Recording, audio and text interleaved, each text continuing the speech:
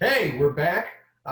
It seemed like only a second ago that I was talking to you about all sorts of news and fun stuff, but now we're back to talk to you about Saturday morning cartoons. It's almost as archaic as the dinosaur because kids don't run off this system of waking up early on Saturdays anymore because they don't have to worry about syndicated show blocks. But let's go ahead and talk about some of that. I'll go ahead and start this. Ronnie, what was your favorite Saturday morning cartoon when you were growing up? Man, that's like asking what is the question of life, dude. You can't just like It's open it for up. What was your favorite cartoon? the answers Good for me. Lord. Yes, that's my answer. Yes. Uh, no. I can give you my top five. Okay, top five. So my top five, in no particular. Well, okay, Batman the Animated Series was my favorite, but regardless, if you go to the '80s era, of course I liked He-Man and the Adventures of Skeletor. Oh, that's right, because you Uh, weren't around for most of the '80s, were you? no, but my brother was, and that's how I got hooked on all the '80s stuff. Because Okay. everything I watched, and the reason I'm a fan of like almost all the things I am is due to him and my mom. But the really big parts of my childhood were GI Joe, He-Man, Transformers, X-Men, and I'm not even talking about the '90s X-Men. I'm Talking talking about the about one like Pride the of the X-Men. Pride of the X-Men. Yeah. I wore that VHS tape out. That in the '60s Marvel Action Hour, where Submariner had his own cartoon and they sang operatic almost in his theme. And then you had the old like Jack Kirby stop motion stuff. Then you had the Spider-Man cartoon and a whole bunch of stuff like that. And again, I'm talking about like the '60s one where he had like great Like Spider-Man characters, trends with Firestar and Iceman. even older. Oh, Yeah, this is the one with like such characters as Dr. Slippery Von Schlick and the Sky Master. I think that was his name. Criminal in the Clouds was the episode. It's my favorite one.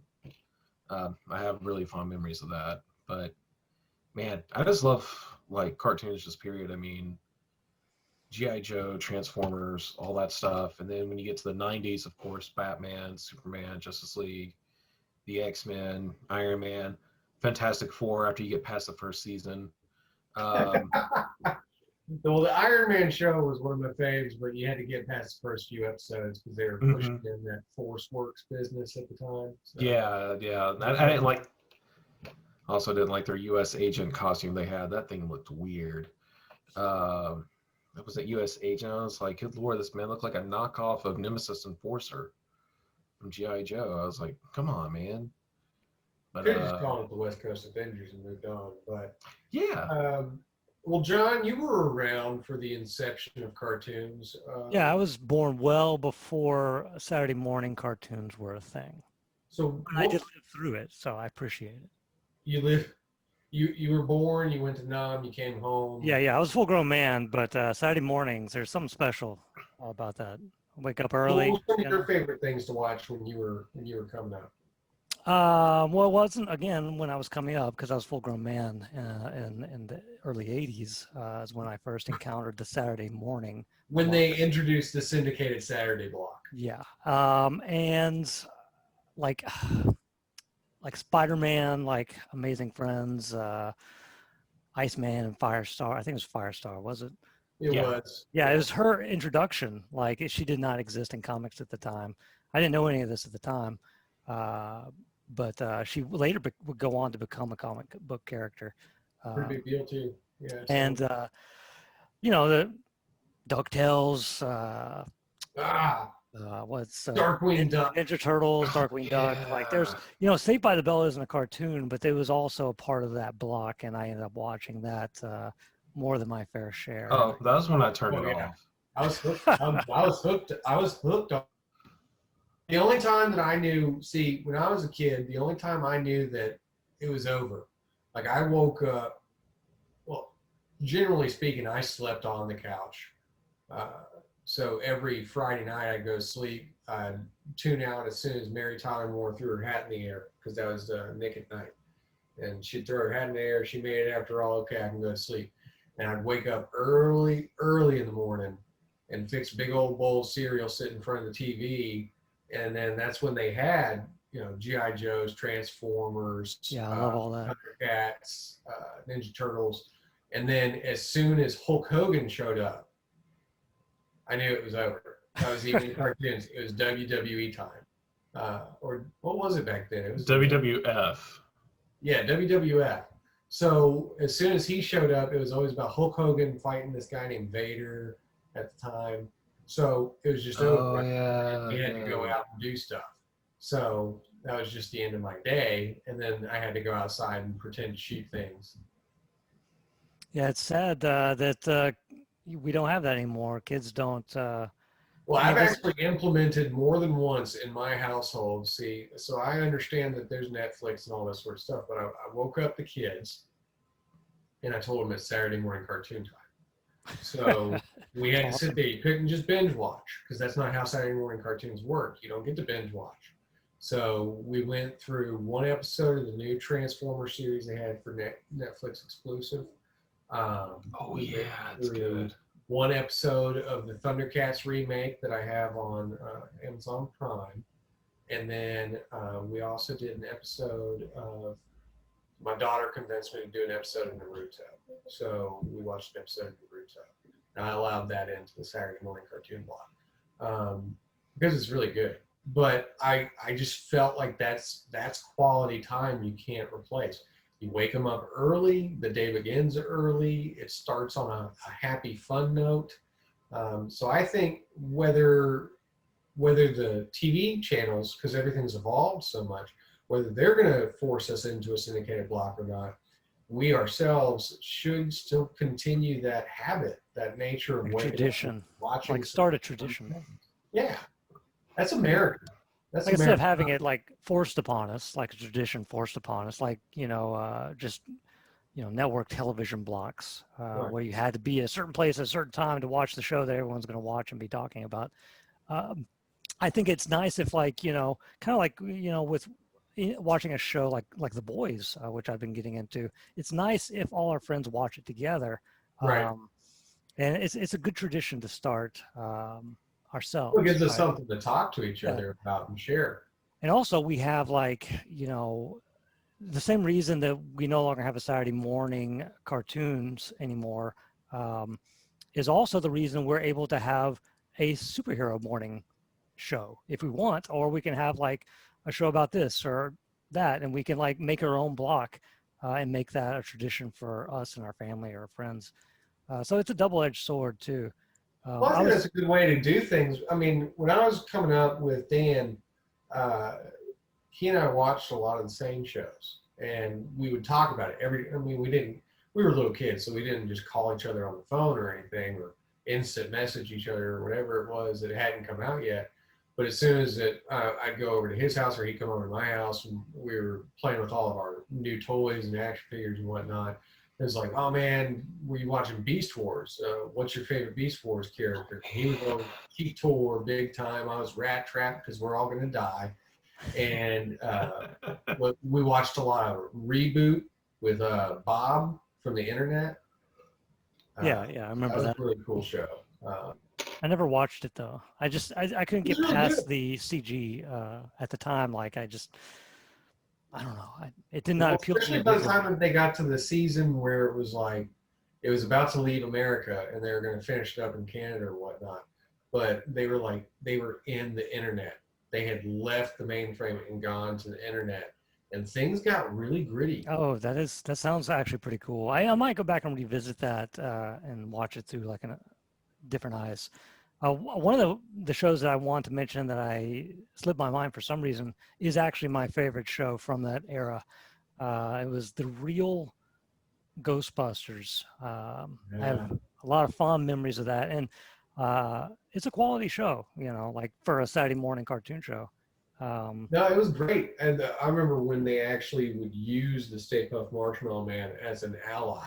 Oh yeah. He's actually a really nice guy. Oh, have you never seen the real Ghostbusters, Ronnie? I have never watched the cartoon show. No, I missed that one. Oh my God. It's Oh, great. you are missing out. Like I might actually have a bunch of the episodes. There's hundreds of episodes. Oh, my friend, my really close best friend Kashif, he is a huge Ghostbusters fan, and I already know he owns all of those. So All he's right. when he watches this, he's probably going to message me and be like, "Dude, what the hell?" You haven't seen any episode Definitely of the check it real out. I Ghostbusters. mean, it was Well, most of the action figures and toys and stuff I had were from that. I saw the Oh, real dude, yeah. Ghostbusters before I saw the movie. Like I was introduced to it prior Mm. to the film, and I remember being disappointed when I saw Bill Murray's face. I was like, who's that guy? Wait, no, that's not Peter Venkman. That's not Venkman. And of course now, like, you know, I love Bill Murray and I think he's perfect. But at the time, I had some expectations that were not being met. hmm He should have a lot more hair, and it should be. Yeah, he should be better looking, you know, like. And Why is Egon, Egon not do this weird thing? Yeah. Egon did not have blonde hair. Yeah, they were nothing like I thought they would be. In fact, so much so that I didn't even really consider the, the real Ghostbusters to be Ghostbusters. And I'm using the real, not as in the title. Right. There's a whole story about why it's called the real Ghostbusters. They didn't actually have the license for the name that Ghostbusters, at least for television distribution. And also, I think I can't remember if the film, I think the film got some pushback, but the studio was backing them, so they're fine. But the cartoon did not have that help. And so like they had to make a compromise, change the name. And then later, I think it might have been the same year that Ghostbusters or the real Ghostbusters premiered. Another cartoon, just the Ghostbusters premiered. And I was also disappointed in that as well. Now, you might have been a lot older, but did you ever see a show that came out called Extreme Ghostbusters? Yeah, I was a full grown man during all this. Oh my gosh! I was born with a beard. Extreme I remember Ghostbusters. and same kind of problem, you know, and that was just me with my biases. And I just refused to accept this as Ghostbusters because they weren't my Ghostbusters. And in hindsight, that's probably a mistake. Guy in a wheelchair. He had a. Yeah, that turned me off as a kid. And in retrospect, I mean, it turned me off as a full-grown man. But in retrospect, I really need to go back and revisit those because they might actually be a lot better than I remember. And also the idea that I did watch the Extreme Ghostbusters and I did enjoy it.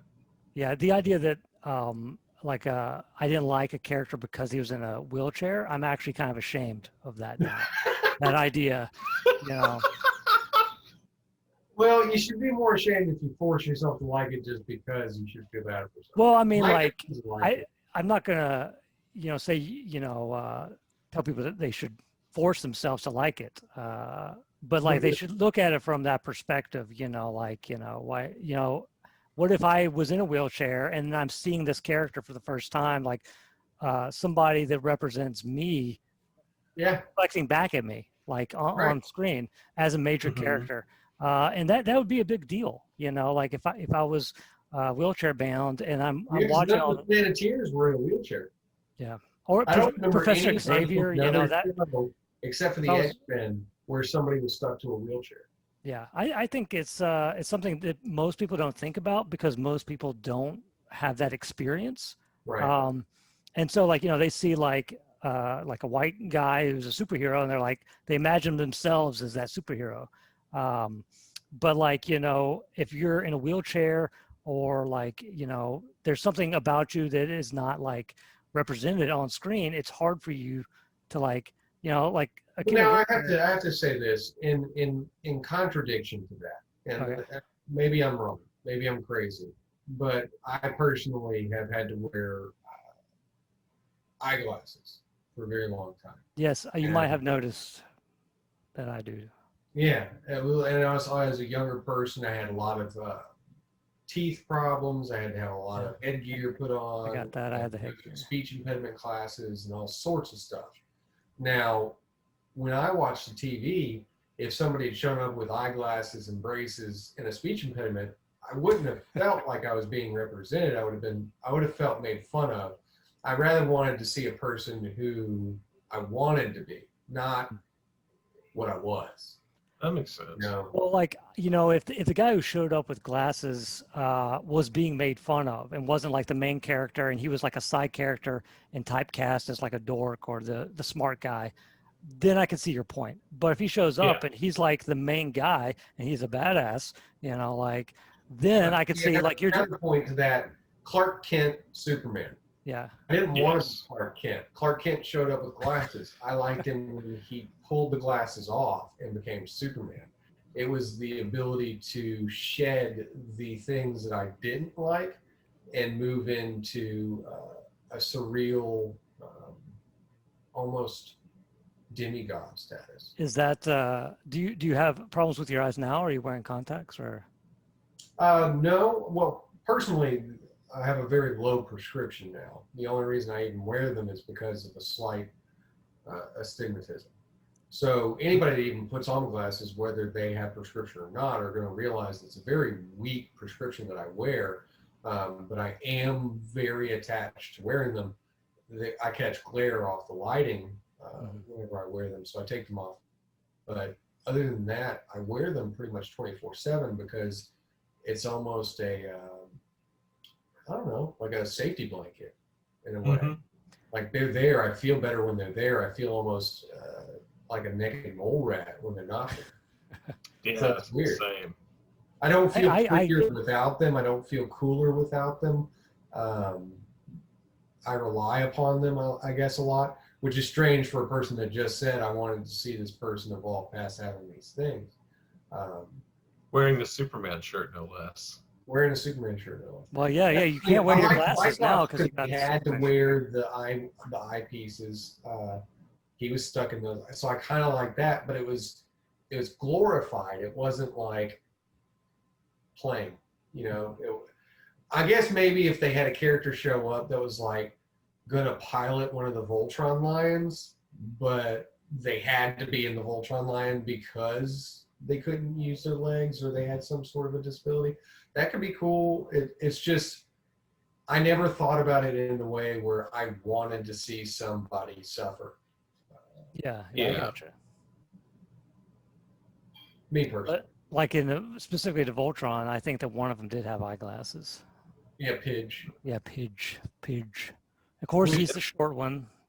He was the short one, and I don't know if you ever saw the remake that they did, but they actually turned Pidge into a female character. If you haven't seen the Netflix Voltron series, I think it's like 8 seasons now. It's an amazing rendition of Voltron. Absolutely. I might check that out because Voltron would be on my list of like one of those shows that I watched in the early 80s. Oh, yeah. I just got to show you. I mean, Voltron's obviously, he's on the list. Oh, yeah, he's beautiful. But Voltron was always a big deal. It was the introduction to at least for us, it was the introduction into like the Super Sentai, giant robot, Japanese revolution that was going on. So, well, I think that's about it for this week. I hope y'all have enjoyed it.